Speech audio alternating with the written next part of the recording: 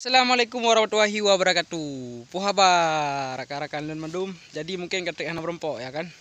Ba orangnya kan. Lum pegat lom video. Long apa ba YouTube. Orangnya but jadi kan jakoh nalung, jakoh 45. Banah. Baru gampang. Nadi. Baru gampang. Kali moh kahek guys. Jadi piye ya istirahat ya. Koh nalung berarti lautun. Nyautun lah. Dah ada dalam polong kalau kucah mah kalau pula sapu nyamban kan jadinya baklah dia baklah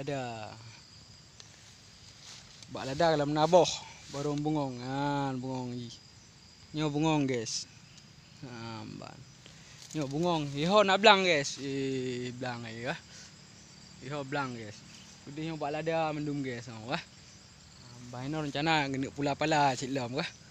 Nya kan lampu holong guys, lampu gop. Nyampai na boh lada guys. Jadi hana tak mau lada nya boh lada. Bannya boh lada.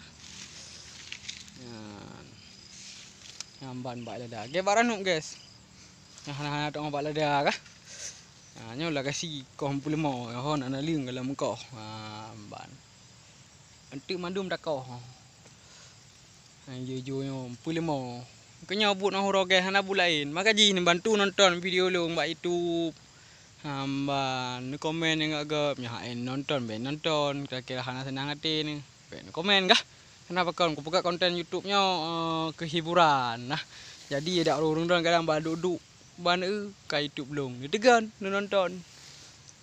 Hamba. Nyo tu rencana jikoh nyo tu. Nyo koh mandum tu.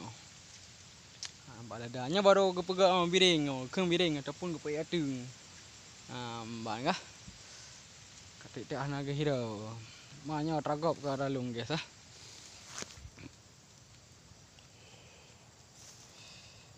ban. Jadi kah?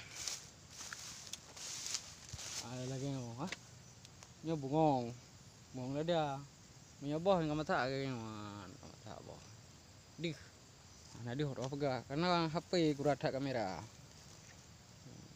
Tu tak kau mandum lelungnya guys nah. Nyo belum tak kau. Piuhek dah sihat. Jadi sambilan dah piuhek lagi nyo guys. Menenangkan pikiran tapi rokok tiba. Mungkin iba orangnya kaki gak sekian guys. Yang kalau subscribe, nonton, share. Ban bah. Di lain waktu ada merempok lom guys. Mungkin no delay. Wabillahi taufiq wal hidayah. Wassalamualaikum warahmatullahi wabarakatuh.